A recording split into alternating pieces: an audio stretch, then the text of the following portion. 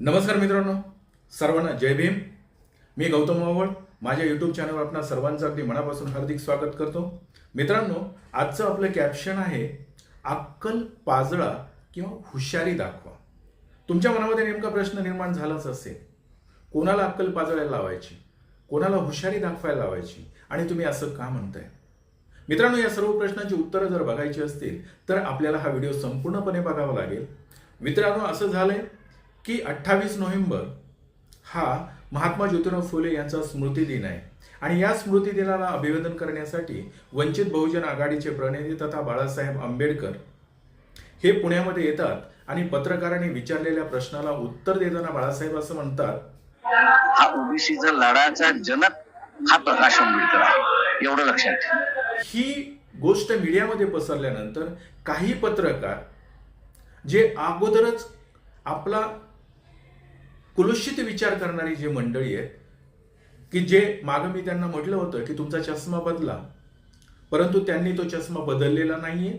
आणि मग असे पत्रकार म्हणजे त्यांचं नाव आहे अशोक वानखेडे, यांना ते खटकलं आणि ते काय म्हणतायत. नमस्कार, स्वागत तुमचं राष्ट्र महाराष्ट्रामध्ये. मी अशोक वानखेडे. प्रकाश आंबेडकर बाबासाहेब आंबेडकरांच्या वंशावळीतले वंचित आघाडीचे मोठे नेता. त्यांनी आज पुण्यामध्ये प्रेस कॉन्फरन्स घेऊन बरंचसं काही ते बोलले आणि त्यांच्या बोलण्यावरनं एवढं जरूर मला कळलं की करमवीर म्हणून अधिक कोणी महाराष्ट्रात असेल तर ते प्रकाश आंबेडकर आहेत. कारण ज्या ओबीसींचा लढा चालू आहे, मराठ्यांना कुणबी सर्टिफिकेट न मिळावं म्हणून किंवा मराठ्यांना ओबीसी मध्ये एंट्री न होऊ द्यावी यासाठी छगन भुजबळ जो किल्ला लढत आहेत त्यावर ते बोलले, मराठा आरक्षणवर ते बोलले, सरकारवर ते बोलले, बऱ्याच गोष्टींवर. आणि पत्रकारांना पुन्हा त्यांनी इतिहास वाचावा असा आदेश देऊन ते प्रेस कॉन्फरन्स त्यांनी संपवली. मुख्यतः ते काय बोलले, ते म्हणाले की मंडल आयोग आणि सामाजिक न्याय याचा जनकच मी आहे. तुम्ही नीट इतिहास जर पाहिला तर तुम्हाला हे कळेल की मंडल आयोग जे आहे हे माझ्यामुळे लागू झालं. मी दिल्लीत पत्रकारिता त्यावेळेला करत होतो, आजही आहे. विश्वनाथ प्रताप सिंगचं सरकार होतं. विश्वनाथ प्रताप सिंगला जेव्हा पंतप्रधान बनवण्यात आलं तेव्हापासून एक मोठा गुट असा होता की ते त्यांना डिस्टेबल करण्यासाठी लगातार प्रयत्न करत होते. ऐकलं, त्यांनी जे काही बाळासाहेबांवर आरोप केले त्या आरोपांना उत्तर देणं क्रमप्रत आहे आणि बाळासाहेब आंबेडकरांवर जे आरोप करतायत त्यांच्या आरोपाचं खंडन करणं सुद्धा आपण आपलं कर्तव्य समजतो. त्यासाठी मित्रांनो हा व्हिडिओ बनवतोय. तर या व्हिडिओमध्ये त्यांचं नेमकं मत काय आहे किंवा हा जो काही मंडल आयोग आहे हा नेमका काय आहे आणि बाळासाहेब ओबीसींचं जे म्हणतायत की मी जनक आहे ते कसं, हे पाहण्याचा प्रयत्न करूया. मित्रांनो, 15 ऑगस्ट 1947 आपलं देश स्वतंत्र झाला. त्याच्यामध्ये SC ST आरक्षण दिलं गेलं, परंतु ओबीसींना आरक्षण द्यायचंय तर भारत देशामध्ये 6,500 जाती आहेत. मग ओबीसींच्या मध्ये येणाऱ्या जाती कोणत्या आणि त्यावेळच्या नेत्यांना बाबासाहेब डेटा मागत होते जातींचा, परंतु त्या जातीची संख्या किंवा लिस्ट मिळाली नाही. म्हणून आता आपल्याला स्वातंत्र्य मिळाले आणि पहिलं मंत्रिमंडळ येईल किंवा पहिल्या कॅबिनेटमध्ये हा प्रश्न सोडवू असं म्हटलं गेलं आणि तो प्रश्न तिथे रेंगाळला. त्यानंतर 1953 साली काकासाहेब कालेलकर यांच्या अध्यक्षतेखाली आयोग नेमला गेला ओबीसी आरक्षणासाठी, परंतु त्यामध्ये जो काही अहवाल आला त्याच्यामध्ये दोष आहेत, तो परिपूर्ण नाही म्हणून तो फेटाळला गेला.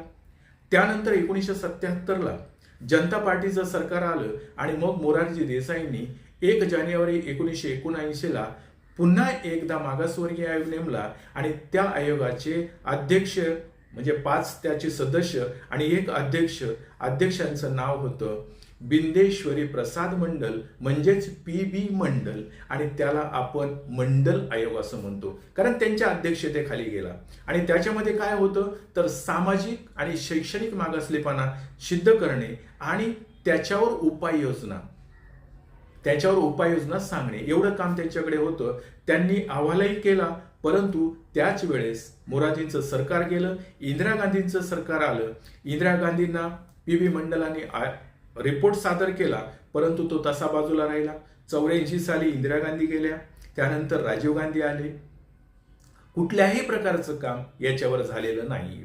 1989ला ज्यावेळेस जनता दलाचं सरकार म्हणजे VP सिंगांचं सरकार आलं, या जनता दलाच्या सरकारला भारतीय जनता पार्टीने सुद्धा पाठिंबा दिला होता. कारण का तर काँग्रेस नको तिसरी आघाडी म्हणून त्याला पाठिंबा दिला. परंतु त्याच वेळेस लालकृष्ण अडवाणींनी राम जन्मभूमी यात्रा काढली होती, रथयात्रा काढली होती आणि इकडे कमंडलू याचा मोठ्या प्रमाणामध्ये प्रचार चालला.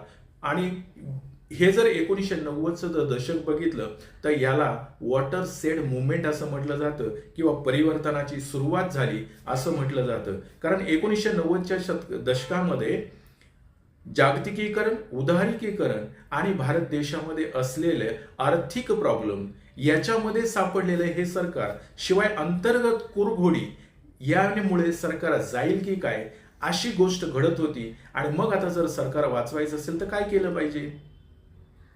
मग 15 ऑगस्ट 1990ला VP सिंगांनी जो 40 वर्ष धुळखात पडलेला जो रिपोर्ट होता तो बाहेर काढला आणि ओबीसींना शैक्षणिक आणि सरकारी नोकऱ्यांमध्ये 27% आरक्षण डिक्लेअर केलं. 16 नोव्हेंबर 1992ला 9 लोकांच्या खंडपीठाने हे आरक्षण वैध ठरवलं आणि तेव्हापासून 27% शैक्षणिक आणि सरकारी नोकऱ्यांमध्ये ओबीसींना आरक्षण मिळालं. हेच ते म्हणजे मंडल आयोग. तुमच्या लक्षात आलं असेल. आता महत्वाचा प्रश्न आपला आहे की जे वानखेडे बाळासाहेबांवर आरोप करतायत की बाळासाहेबांमुळं त्यांच्या समाजाचं नुकसान झालं, त्यांच्या जातीचं नुकसान झालं. बाळासाहेब श्रेयवाद घेत आहेत, अग्रेसर आहेत श्रेयवाद घेण्यामध्ये आणि बाळासाहेब कर्मवीर आहेत. अगदी बरोबर आहे. वानखेडे साहेब तुमच्या प्रश्नाला उत्तर देणं आमचं गरजेचं आहे. आणि बाळासाहेब हे ओबीसी आरक्षणाचे जनक कसे ते म्हणतात. मी त्यावेळेस दिल्लीमध्ये होतो, VP सिंगांचं सरकार होतं. आता याच्या मागची गोष्ट किंवा ते असंही म्हणतायत की पत्रकारांना बाळासाहेब म्हणतायत तुम्ही अभ्यास करा. तर खरंच पत्रकार बंधूंनो तुमची अभ्यास करायची गरज आहे. या त्या पार्टीचं काहीतरी घ्यायचं आणि फक्त सांगायचं किंवा त्यांचं ऐकायचं आणि बोलायचं. कारण पत्रकाराचा हा अभ्यास असलाच पाहिजे, त्यात काही वावगं नाहीये. आता मग 1990ला जर वानखेडे साहेब तिथं होते तर त्यांना ही गोष्ट माहीत असेल नसेल मला माहीत नाही. सगळ्यांनाच सगळ्या गोष्टी माहीत असतात असंही नाहीये. आता बाळासाहेबांवर आरोप केले म्हणून मी सुद्धा ती गोष्ट शोधण्याचा प्रयत्न केला आणि मला त्यामध्ये काही सापडले. तर त्यांचा जो आरोप आहे की बाळासाहेब आंबेडकरांच्यामुळं जातीचं नुकसान झालं किंवा समाजाचं नुकसान झालं, तर माझा पहिला उत्तर त्यांना असं आहे की वानखेडे साहेब, बाळासाहेब आंबेडकरांच्या मुळे जातीचं कसं काय नुकसान झालं. की तुमचं असं मत आहे का की हा आंबेडकरी विचाराचा माणूस किंवा आंबेडकरी विचारधारेला धरून चालणारा माणूस, बाबासाहेबांनी सांगितलं होतं की स्वाभिमानी बना म्हणून स्वाभिमानी बनतोय आणि आपल्या स्वतःचं अस्तित्व निर्माण करायचा प्रयत्न करतोय. तुम्हाला असं वाटतंय का बाकीचे जसे काही 2-4 मंडळी स्वतःला आमदार, खासदार किंवा मंत्री होण्यासाठी लाचार होऊन कोणाच्या तरी दावणीला जाऊन बसतात, तसं बाळासाहेब आंबेडकरांनी केलं पाहिजे? तर ते बिलकुल करणार नाही. बरोबर आहे. आणि ते आजपर्यंतही करत नाहीयेत. कारण बाळासाहेब आंबेडकरांना अशी लालसाच नाहीये. आणि ते त्यांना लालसा नाहीये हे कसं ऐकायचा व्हिडिओ. तुमची राजकीय महत्वाकांक्षा काय आहे? काय मला महत्वाकांक्षाच नाही. अशी कशी होईल? काय आता राजकारण करता तर काहीतरी राजकारण करत असतं तर उलटे सुलटे कॉम्प्रोमाइजेस करून सत्तेच्या ठिकाणी बसत राहिलो असतो ना. मी असं एवढं म्हणतो की मला जी काही माझ्या आजोबांच्या नावाने जी काही वलय आहे ती वलय पॉलिटिकल सत्तेपेक्षा फार कमी आहे. बरोबर. त्याच्यामुळे I like to bathe in that whole बरोबर फेज. नाही पण आता तुम्ही लोकसभा लढताय, लोकसभा तुम्हाला म्हणजे दिल्लीला जायचंय, तिथं पुढं काय? का महाराष्ट्रात परवा त्या सभेमध्ये औरंगाबादच्या असं झालं की महाराष्ट्र आम्ही सगळा, तर मग काय महाराष्ट्रात यायचंय? मी काय म्हणालो की मी लोकसभा लढवणार, विधानसभा लढवणार नाही. त्याच्यात उत्तर आलं ना. मुख्यमंत्री होण्याचा काही इरादा मी नाही? सांगितलं ना की इरादा लोकसभा पंतप्रधान लढवणार. पंतप्रधान होण्याचा, राष्ट्रपती उपराष्ट्रपती होण्याचा इरादा आहे. तिथं चालूनच चालली होती. सध्या बीच दाखवली व्हाईस प्रेसिडेंट साठी. तिथं ऑफर काँग्रेसवाल्यांनीच दिली होती. मी कधी नाही. कधी आता मीरा कुमारीला उमेदवारी देण्याच्या आधी जाहीर त्यांनी म्हटलं मला नाही. पण त्या आहे. आणि श्रेयवाद कुठला घेत आहेत बाळासाहेब आंबेडकर? श्रेयवाद तर घेतच नाहीयेत. पण जी गोष्ट केली तिला केलीच म्हटलं पाहिजे, नाही केली तर नाहीच म्हटलं पाहिजे. पण तुम्हाला ते सुद्धा पटत नाहीये. कसं? तर जे बाळासाहेब म्हणाले की मी आरक्षणाचा किंवा मंडलचा जनक मी आहे, ते कसं तुम्हाला सांग. 1976 पासून 1994 पर्यंत 18 वर्ष महाराष्ट्रामध्ये नामांतराचा लढा चालू होता. औरंगाबाद विद्यापीठाला बाबासाहेबांचं नाव दिलं पाहिजे, परंतु त्यासाठी जो लढा झाला नामांतराचा, हा तुम्ही विसरलात का? तुम्हाला माहीतच आहे तो लढा. त्यामध्ये काय चाललं होतं हेही तुम्ही बघा. किती लोकांना त्रास झाला, किती लोकांची घरं पेटवली, किती लोकांना मरावं लागलं, हे तुम्हाला माहीत आहेच. परंतु राजकीय महत्वाकांक्षेपोटी शेवटी त्याचं नामांतर तर नाही झालं, पण नामविस्तार झाला. हे तुम्हाला माहीतच आहे. परंतु ते करत असताना कोणाच्या नेतृत्वाखाली चाललं होतं हे सर्व काही? आणि या गोष्टीला की नामांतराचा लढा तर चालूच होता, त्या विद्यापीठाला नाव देणं गरजेचं होतं, ते मागणी होती. पण दुसरी मागणी काय होती की ओबीसी समाजाला आरक्षण मिळालंच पाहिजे, हा सुद्धा महत्वाचा मुद्दा होता. तिसरी गोष्ट होती की बौद्ध समाजाला, म्हणजे बाबासाहेबांनी 14 ऑक्टोबर 1956ला जी बौद्ध धम्माची दीक्षा त्यांच्या 5 लाख अनुयायांबरोबर घेतली, त्यामध्ये विविध जाती समूहाची मंडळी होती, एकच नव्हते. परंतु त्यांना जी बौद्ध धम्माची दीक्षा दिली, त्याच बौद्ध लोकांना आरक्षण मिळालं पाहिजे किंवा सवलती मिळाल्या पाहिजेत, यासाठी बाळासाहेब हिरीनं रस्त्यावर उतरत होते. हे तुम्हाला माहित नाहीये का? आणि जो काही रस्त्यावरचा किंवा जी काही मोर्चे आंदोलन चालली होती, हे तर गाजलेलं प्रकरण आहे. वानखेडे साहेब तुम्हाला पाहिजे. आणि जी आपली गायक मंडळी आहेत, ही सुद्धा मागं नव्हती.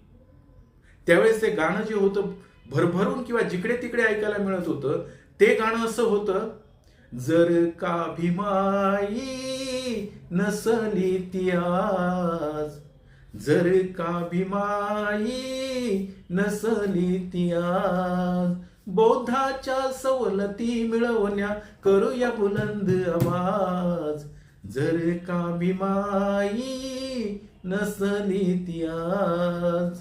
म्हणजे बाबासाहेब नसले तरी त्यांनी बौद्ध धम्म दिला आणि त्या मंडळींना आरक्षण मिळालं पाहिजे, हा सुद्धा मुद्दा होता. आणि त्यावेळेस रस्त्यावर उतरणारी मंडळी कोण होती? मग बाळासाहेब आंबेडकर, त्यांच्या बरोबर असणारे सहकारी. पण तुम्ही आज बाळासाहेबांकडे बोट केलंय म्हणून बाळासाहेब आंबेडकरांचं नाव घेतोय मी इथे. बाळासाहेब होतेच ना प्रमुख्याने त्यामध्ये, आणि बाबासाहेबांचा नातू म्हणून तर त्यांचं कर्तव्यच होतं की ह्या मंडळींना हे आरक्षण मिळालं पाहिजे. आता तुम्ही असं म्हणाल की मग बाळासाहेब आंबेडकर त्याचे जनक कसे? तर बाळासाहेब आंबेडकरांचं आणि व्ही पी सिंगांचं नातं हे वेगळं नातं होतं. वैचारिक विचारधारा एकत्र मिळत होती आणि व्ही पी सिंगांनी त्यांना तर राज्यसभेवर घेतलेलंच होतं. सगळ्याच राजकीय गोष्टी बाहेर ओपन व्हाव्यात किंवा सगळ्याच तुमच्यापर्यंत याव्यात, हेही महत्वाचं नाहीये. आणि जर व्ही पी सिंग सारखा माणूस जर आंबेडकरी विचारधारेचा असेल आणि त्यांच्या राजकीय, आता त्यावेळेस ठीक आहे की सरकार वाचवण्यासाठी असेल किंवा ओबीसींना आरक्षण दिलं तर आपण इथून पुढचं सरकार आपलं सतत राहील, हा सुद्धा विचार असू शकतो. आणि त्यामध्ये बाळासाहेबांचा खूप मोठा वाटा आहे, हे तुम्ही विसरून चालणार नाहीये. आणि ते कसं हे तुम्हाला माहित नाही. तर तुम्हाला दुसरी गोष्ट सांगतो की 25 एप्रिल 1948ला रविवारच्या दिवशी उत्तर प्रदेशात असलेल्या लखनौ या ठिकाणी बाबासाहेबांचं एक भाषण झालं. आणि या भाषणामध्ये बाबासाहेबांनी असं सांगितलं होतं, राजनीतिक सत्ता संपूर्ण सामाजिक परिवर्तन की कुंजी आहे. आणि हे जर इंग्लिशमध्ये सांगायचं झालं तर पॉलिटिकल पॉवर इज मास्टर की by which you can open all doors of progress.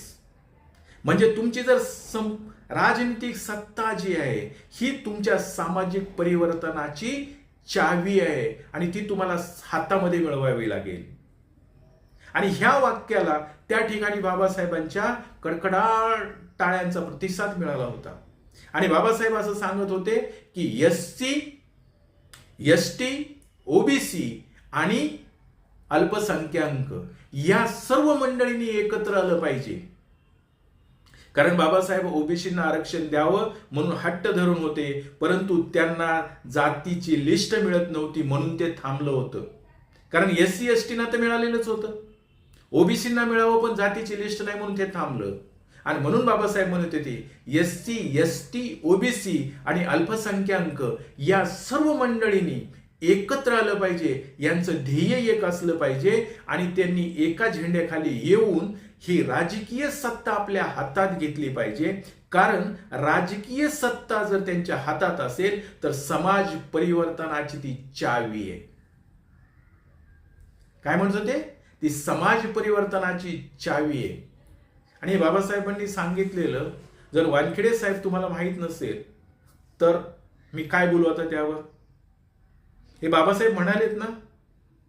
आणि 1948ला बाबासाहेबांनी ते सांगितलं आणि म्हणून बाळासाहेब आंबेडकर हे त्यांचे नातू आहेत.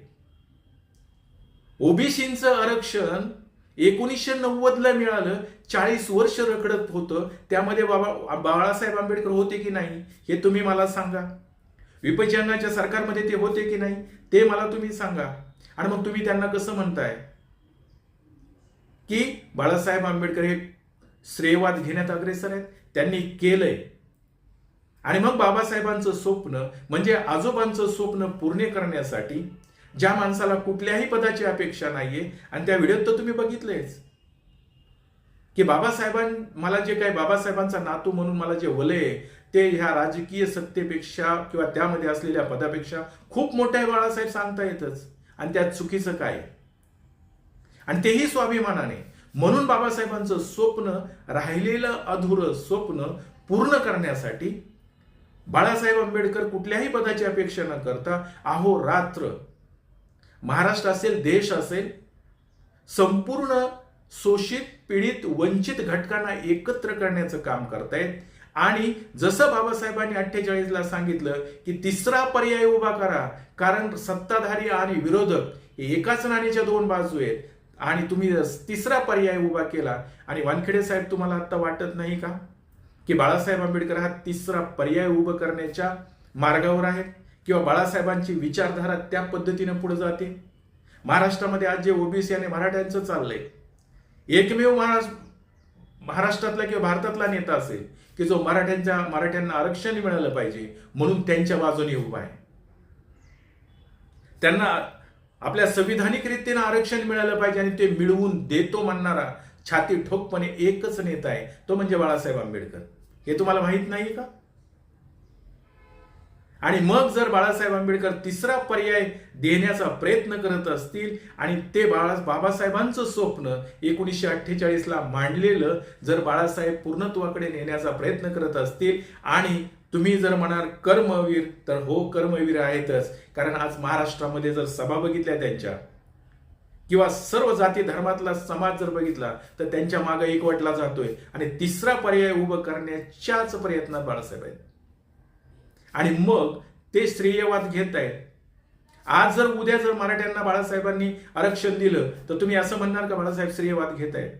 आणि जे केलं ते केलं हाच म्हणावं लागेल. आणि त्यांच्यामुळं समाजाचं नुकसान नाही झालं, कारण समाज लाचार व्हायला तयार नाही. कारण त्यांनी सांगितलंय की आम्ही आंबेडकरवादी किंवा बाबासाहेबांनी सांगितलं स्वाभिमानी बना, त्याप्रमाणे समाज सुद्धा बनतोय. आणि मग वानखेडे साहेब तुम्हाला का वाटत नाहीये की बाळासाहेब आंबेडकर जे म्हटले ते खरं आहे? मित्रांनो, जर आपण आपले आई वडील असतील त्यांना आपण जन्मदाता म्हणतो किंवा एखाद्या माणसाने एखादी गोष्ट जर तयार केली, एखादा शोध लावला तर त्याला आपण त्याचा जनक असं म्हणतो. मग बाळासाहेब आंबेडकर तर ओबीसीचे जनकच आहेत. कारण बाबासाहेबांनी 1948ला सांगितलं होतं ओबीसींना आरक्षण मिळालंच पाहिजे. आणि तो मंडल असेल किंवा कुठलंही नाव असेल, जर त्याच्यामध्ये ते मिळत असेल किंवा त्याच्या दृष्टीनं ते मिळालं असेल तर बाळासाहेब आंबेडकर बाबासाहेबांचे नातू म्हणूनही जनक आहेत आणि आता जे बाळासाहेब आंबेडकर त्यांचं स्वप्न बाबासाहेबांचं पूर्ण करण्यासाठी अहोरात्र झटतायत किंवा 1990ला मंडल आयोगामध्ये बाळासाहेबांचा सहभाग होता म्हणून बाळासाहेब जे म्हटले की मीच मंडल आयोगाचा जन्मदाता आहे, त्यात वावगं काय? कारण शेवटी ते आंबेडकर आहेत. आणि म्हणून मित्रांनो, वानखेडे साहेब तुमच्यासारख्या पत्रकारांनी त्याकडे डोळसपणे बघणं गरजेचं आहे आणि आपली जी अक्कल आहे ती वेगळ्या दृष्टीने नेण्यापेक्षा जर चांगल्या विचाराकडे किंवा त्यांच्याकडे डोळस पद्धतीनं बघितलं तर तुम्हाला त्याची उत्तरही मिळतील. मित्रांनो, या व्हिडिओमधून मला एवढंच सांगायचं होतं. आणि बाळासाहेब आरक्षणाचे जनक आहेत का नाहीत, किंवा बाबासाहेबांनी जे सांगितलं होतं ते बाळासाहेब काम आता करत आहेत का नाही, हे तुम्हाला जर माझं म्हणणं पडत असेल तर हा व्हिडिओ नक्की लाईक शेअर सबस्क्राईब करा. एवढं बोलतो, थांबतो.